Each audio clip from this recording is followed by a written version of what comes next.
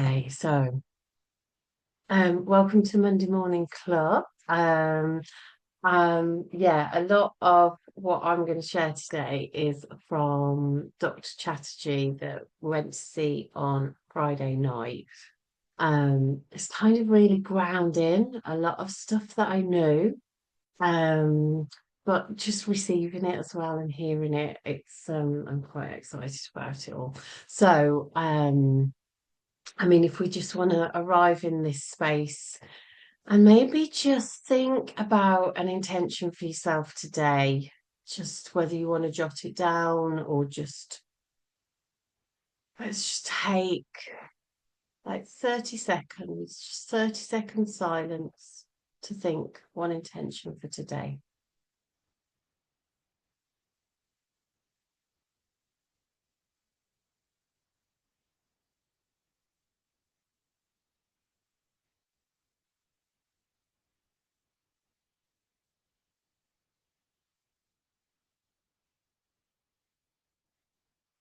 Um, so, um, what I'm going to start off with, which has had like the biggest impact on me since Friday, is the power of 5 minutes in so much, so many ways. So I love this, like with my training, a lot in psychotherapy is about like letting the soul come up and be seen, like listening to the soul, paying attention to our dreams.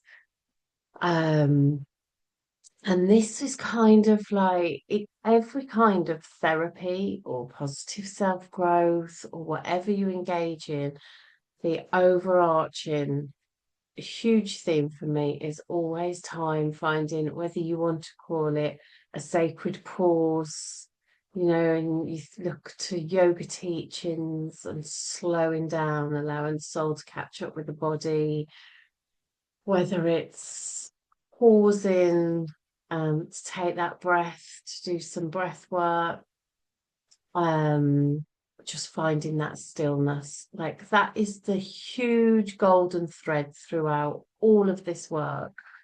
Um, and he talked about the power of 5 minutes, um, because we've all got 5 minutes in the day. Even though some of us kind of literally haven't found 5 minutes, I talk about this on my Rediscover Yourself course, and people do come back and say, I haven't managed to do that like 3 minutes a day or 5 minutes a day.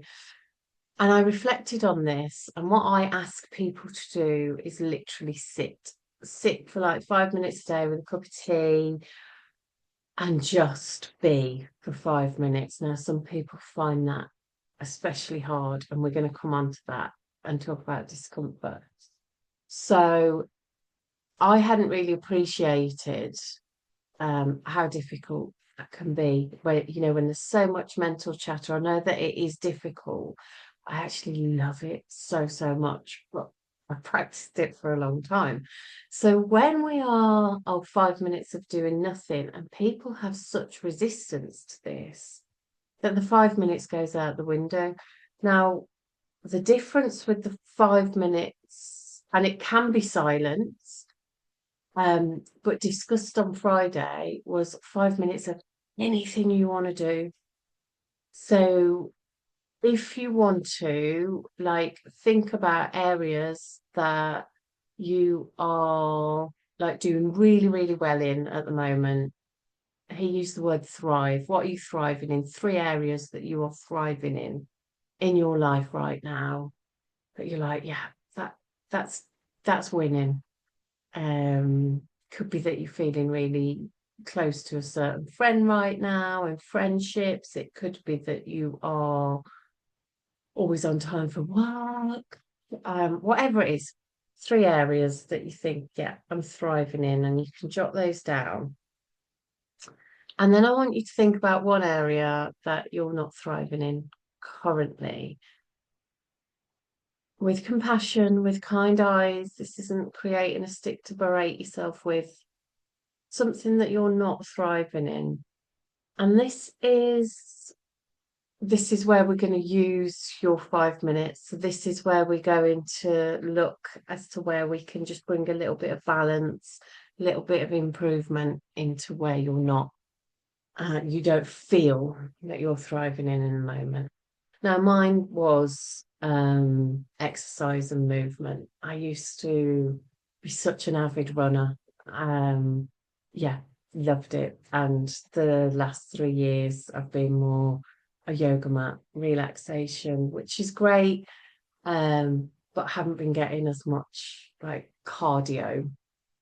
Um, and no matter how many times I tell myself, I'm going to start that, I'm going to start this. And I'll be honest, I pop it down as intentions on new moons.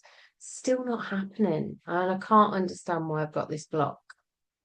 Um, and I think I realised on Fridays because it's too much time. Like going out for a run, you are looking at like 40 minutes. I am personally, because I just think, right, okay, go out, get ready, get back, get showered. Haven't got 40 minutes. This 5 minutes literally, I mean, I don't really, it's literally changed my life. It's like, oh, we're on day three. Um, I could do a 5 minute run. Like literally after this, if I say literally again, I've got teenage girls, sorry, they say literally all the time. I'm here, I'm ready, I'm in my running stuff. I'm going to finish this and go out for 5 minutes. So the key is he talked about, so I talk about it as like getting that relationship with your inner self. He talked about it as building trust and reliability within self. So if if I say I'm going to go running 3 times a week and I don't, then I haven't got trust and reliability on myself. This is then leads to low self-esteem, not trusting our own instincts. 5 minutes a day, total game changer because you can do it. And already, like I'm like, this is amazing. I'm really feeling that shift of like I can do it. And actually, when I'm doing the 5 minutes, it's creating so much energy and such a buzz that I'm getting more done. So 5 minutes a day. So if you aren't thriving at sitting still and doing meditation, then that could be 5 minutes. Um, and the key was, and this is his action, he talked about building self-esteem and trust.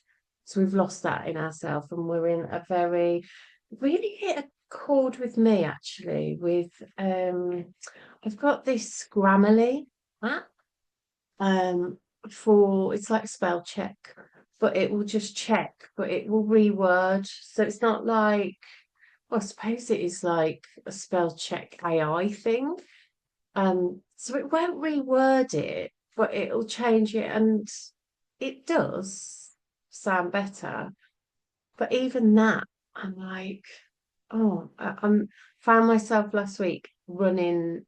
So I used to when it would, it gives little suggestions. So the red ones are words that you've spelt wrong. So absolutely, I'm like, yeah, change, change, change. Last week, I caught myself scanning everything before I was sending it. I even scanned it on a post that I wrote, and I was like, why am I doing like I'm losing confidence in my own abilities. I've been reading and writing for like, well, I don't know. You learn at 4 or 5, don't you? So 40 odd years. And suddenly, and I think this society, I've got a client who is, I mean, we are making so much progress. I've mentioned, and he's like, he's happy. He's like, tell people because I don't think people should start doing it. He's running his relationship on ChatGPT, that AI app. So he will say, oh, my girlfriend seemed a little bit off today. She said that she was upset about this. What should I do? It literally tells you what to do. It's just feeding into like not having that trust of our own intuition. Um, so yeah, so we all need to be building trust and better trust and self-esteem with ourselves. So the 5 minute action, the key things are make it easy. So yeah, don't make it tricky. You've got 5 minutes, basically. Put it onto an existing habit. So his was like when he's making the coffee, he does a 5 minute strength workout because he makes coffee every single morning. So again, mine's like getting up, like literally get up and go. I wake up every day. Um, and then I'm doing it 5 minutes. I'm not this morning because I'm doing this first. But I could have done, but then I thought I'm just going to be, because 5 minutes is still quite a lot for me. So I'm just going to be all sorts of crazy energy, which, never mind. But putting it into an existing habit, those that have been on my courses, I'm always talking about brushing your teeth. Someone said to me, how long do you actually brush your teeth for? Because I'm like, right, you can like set your intention, you can say a prayer, you can like do calf raises, you can do 3-word check-in, all while brushing your teeth. And the third, this is key for me, creating supportive environment. So if yours is going to be journaling, where's your journal and your pen? If it's going to be reading a book and a novel, where is your book and your novel? Like, is it next to your bed? Um, it's got to be there, it's got to be accessible. So if you're working out, there's a kettlebell literally by the kettle. My trainers are by the front door. Um, and I know like the night before my kit is there, and I'm getting up and I'm going. So 5 minutes, yeah, it is that kind of his new book's called like Make Change That Lasts. And I think it is the key. It's those small bits. So I wanted to share that with you, because that was huge for me. But also oh, he talked about our relationships with discomfort and talked about how we are all, like, as a society, becoming addicted to comfort. And this, like, struck such a chord because I thought about, like, my relationship with, like, cold water and swimming and that kind of like that's you can feel that discomfort. There's something powerful in um experiencing that discomfort, and I'd come out the water and I'm like, I feel like I can take on the day, and I feel strong and I feel resilient and I feel powerful and feel cleansed. And even that, like, since moving a little bit away from coast. So I'm only 15, 20 minutes. It has made it a little bit harder. And yet I have a plunge pool in my shed, could create a supportive environment. Um, haven't been doing cold water as much. And I was like, oh yeah. But that's he talked about what our relationship with discomfort is. Because none of us like it. And I mean my whole yeah, like all clients I see, like all of the root cause of a lot of problems is because we can't sit with discomfort. Um, and we are a society that is now addicted to comfort. And he used this lovely example, well, shared a fact, of if we think back a generation, 2 generations of people, and other cultures now having to like walk for water, not knowing where the food's coming from, even walking to collect children from school, like that activity. Everything now is cars, the ease. We can get an app on our phone to get our food cooked and delivered for us. This light's really, really bright. I'm not complaining about the blue sky outside at this time in the morning, but we have become so avoidant of any discomfort. So we go for ease all the time. It's like, oh, that's easier. We can get that on the shopping list. It's so we don't know, and we're getting a generation that they just can't tolerate discomfort. He quoted some research about children running 90 seconds slower um, now, like today, than they did. I can't remember how many years ago it is, but we're getting slower, we're getting less resilient because everything is, we're living in a culture designed for comfort. Um, So, and he said, this kind of it's not so much I mean, all the burnout and, unhealthy lifestyles are huge, huge public health factors, reasons for disease and killing us. But he did say comfort is killing us. It absolutely is. And it's making us physically and psychologically weaker. Um, so yeah, and just not putting ourselves into those situations. So how can like you bring some discomfort into your life? And again, wow, this is because all my courses, all my like one-to-one sessions are about, I suppose, they're very nurturing. We do sit with some uncomfortable stuff. Um, but it's all primarily designed for that, you know, comfort self, which is important. But I don't really tell people like, oh, go and build some resilience by doing something really difficult. I don't. I'm always like nourish the self and take it easy. What boundary can you set? How can you do this better? So it's an easier, more enjoyable life. And I think I probably have neglected that.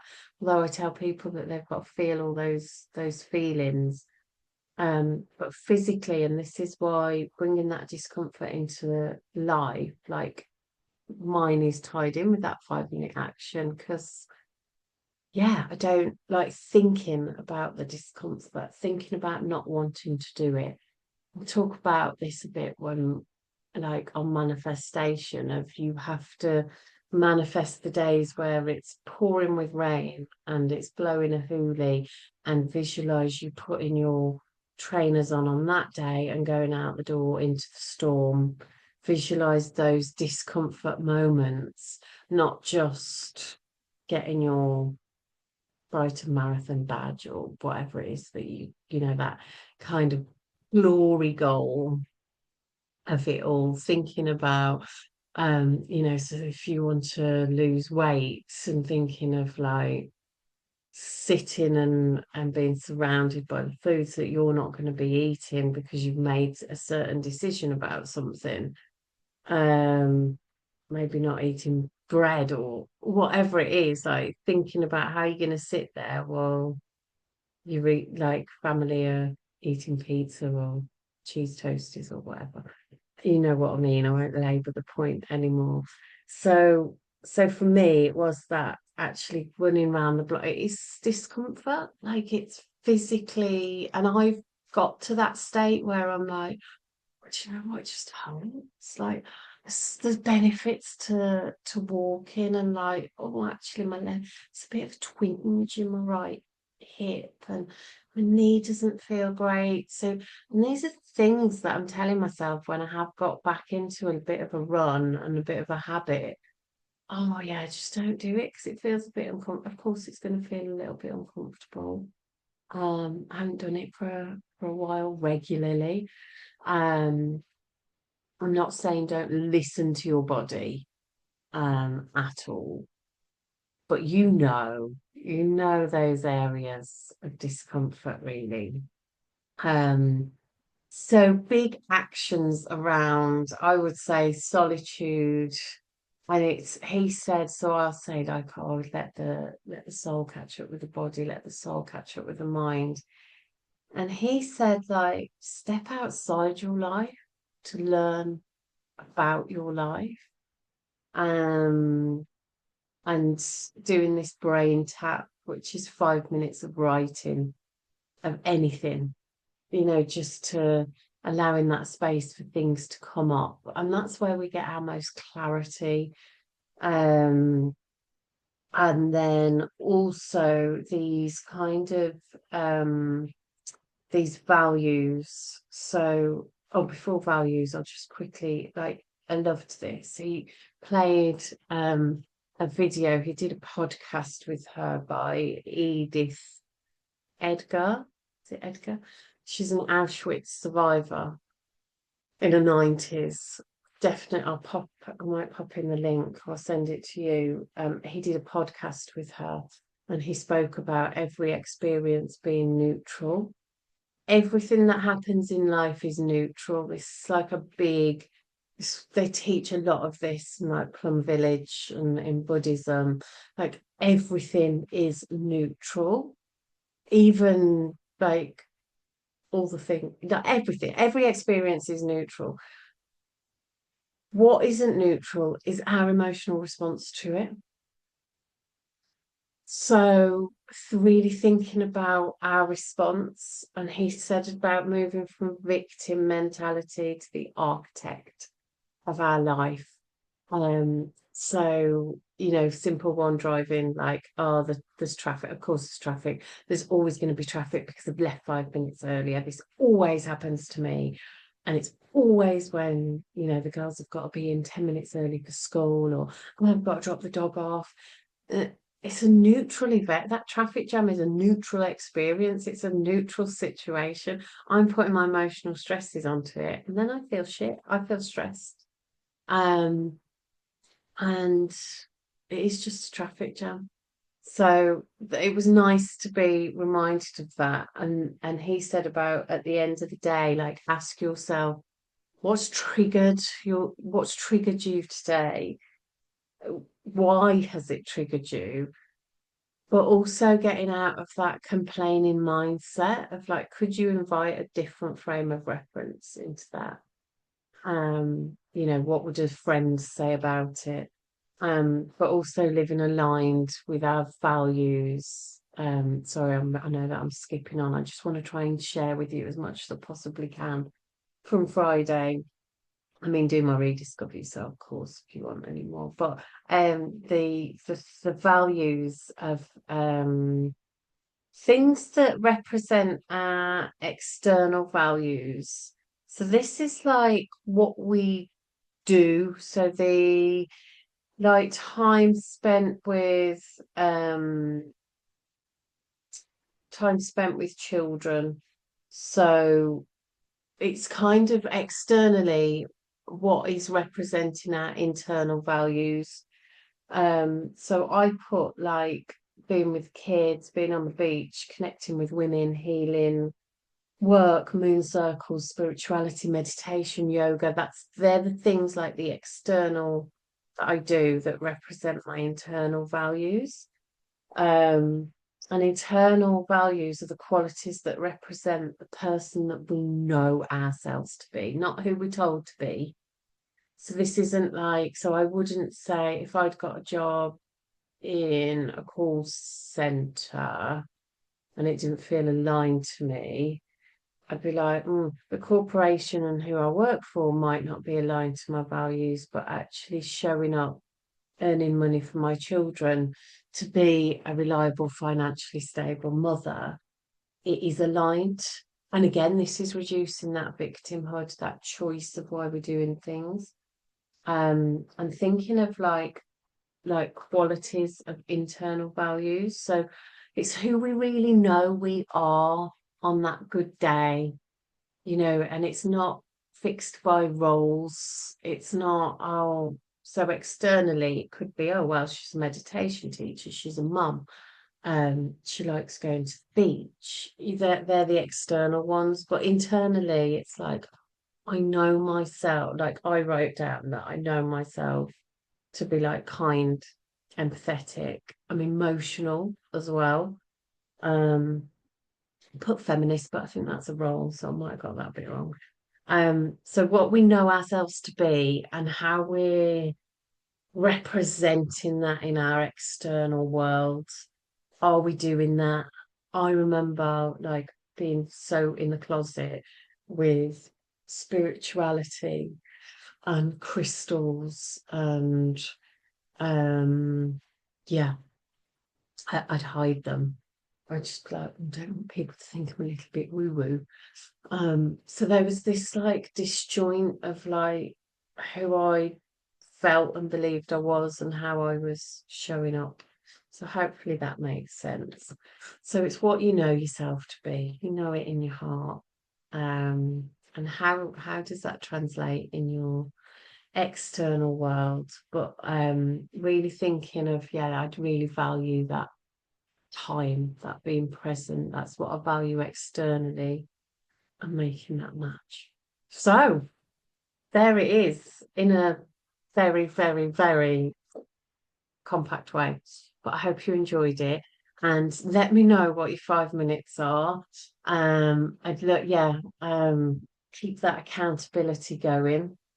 And yes, I will see you all very, very soon.